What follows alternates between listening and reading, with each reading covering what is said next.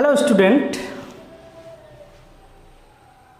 today we are going to discuss about article.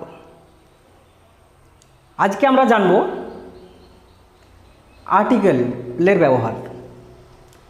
Article সাধারণত a an এবং দাকে বলা হয়। আর্টিকেলকে দুই ভাগে ভাগ করা যায়, ইনডেফিনাইট আর্টিকেল, ডেফিনাইট আর্টিকেল।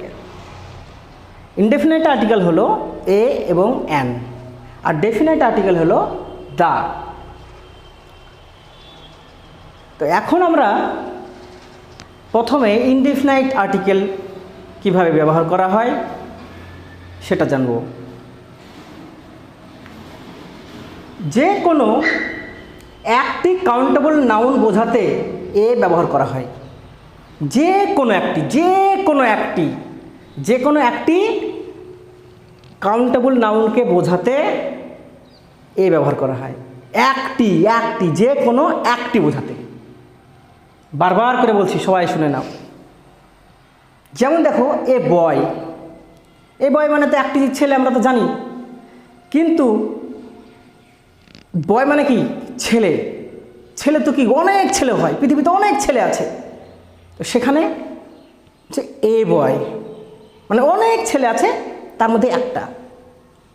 অনেক ছেলে আছে, তার মধ্যে একটা। এ বয়। নেক্সট দেখো, এ পেন, একটি কলম। তাহলে কলম বিভিন্ন রকমের হয়, তার মধ্যে একটা কলম। তাহলে একটা কলম, সেই জন্যই বলা হচ্ছে যে কোনো একটি কাউন্টেবল নাউন বোঝাতে এ ব্যবহার করা হয়।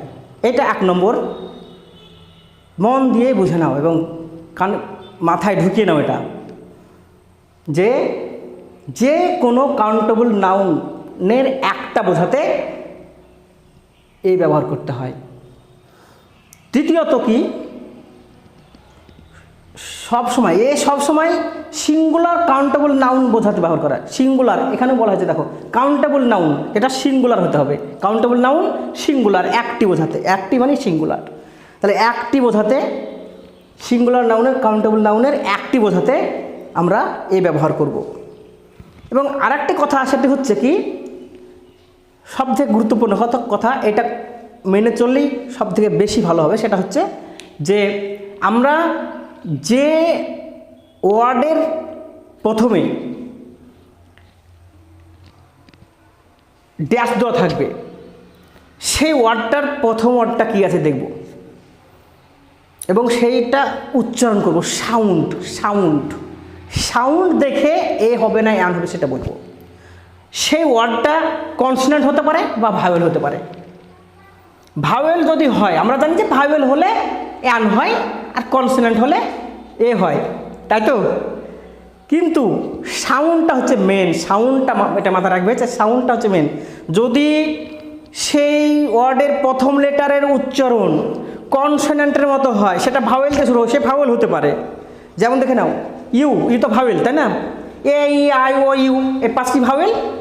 এ ই আই ও ইউ, এই পাঁচটিকে ভাওয়েল বলা হয়। তাহলে ইউটা তো ভাওয়েল। তাহলে দেখো, ইউ এর সাউন্ড যদি আ এর মতো উচ্চারণ হয়, আ এর মতো যদি হয়, তাহলে তখন অ্যান হয়। যেমন আমব্রেলা। নেক্সট দেখো, ইউ এর সাউন্ড যদি ইউ মানে যে ইউ বলছি, ইউ এর সাউন্ড হর্ষ ইউ এর মতোই যদি হয়, তাহলে কিন্তু এ হবে। ইউ এর সাউন্ড কি? ইউ এর সাউন্ড যদি হর্ষ ইউ অর্থাৎ ইউ এর নিজের মতোই হয়, তাহলে এ হবে। বুঝতে পেরেছ? আর তারপরে কি আছে, যে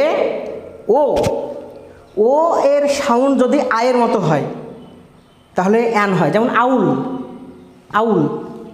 এবার ও এর সাউন্ড যদি ওয়া হয়, যেমন ওয়ান। তা ওয়ান কথাটা যদি ওয়ান, ওয়ান, তাহলে আমরা প্রথমে কি উচ্চারণ করছি? একা দন্তান্ন, ওয়ান। তাহলে এই ওয়া যদি উচ্চারণ হয়, একার ওয়া যদি উচ্চারণ হয়, তাহলে এ হবে। ক্লিয়ার? দেখো, তাহলে এই যে আমরা কি বললাম, a boy, a pen, a doctor, a dog, a man, a girl, a book, a car, a house, a chair. এগুলো সব কি এক একটা একটিকে যদি যখনই বোঝাবো তখন আমরা এ বলবো। তাহলে এগুলো অনেক আছে, হাজার হাজার আছে বয়, হাজার হাজার লাখে লাখে লাখে লাখে আছে বয় পৃথিবীতে। তাহলে তার মধ্যে একটি যদি বোঝায় তাহলে হবে কি এ বসবে।